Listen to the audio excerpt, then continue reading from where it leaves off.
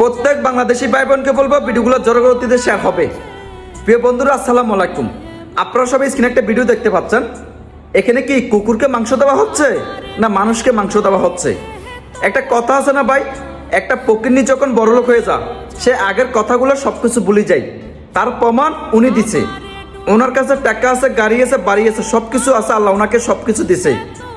একটা কথা বলিবে আপনাকে, যে আল্লাহ আপনাকে সবকিছু দিছে, ওই আল্লাহ কিন্তু সবকিছু নিয়ে ফেলবে আপনার কাছে। এটা আপনি লিখে রাখেন। কারণ আপনি একজন মুসলিম হয়ে আরেক মুসলিম ভাইকে কোরবানের গোস্ত দিচ্ছেন। আপনার উচিত ছিল মাংসগুলো নিচে নামায় মানুষকে দেওয়ার উচিত ছিল। আপনি কি করছেন? 3 তলা থেকে মাংসগুলো মেলামারি দিচ্ছেন। এই সিস্টেম কুকুরকে দেওয়া হয়। একটা কুকুরকে যখন আমরা খাবার দিই, আমরা কুকুরকে হাতে ধরে খাবার দিচ্ছি। আর আপনি একজন মানুষ হয়ে আরেকজন মানুষকে মাংসগুলো মেলামারি দিচ্ছেন। উপর আল্লাহ সাথ দেয় ভাই, কখনো ছেড়ে দেয় না। আপনাদের মতন কিছু মুসলিমের জন্য আমাদের পুরো মুসলিমের কলঙ্ক হয়ে যায়। একটা হিন্দুরা যখন এই ভিডিওগুলো দেখে, তখন হিন্দুরা আমাদের মুসলিমদেরকে খারাপ চোখে দেখে। একটা মুসলিম হয়ে আর মুসলিমকে কেমন করে মাংস দিচ্ছে আপনারা সবাই দেখেন।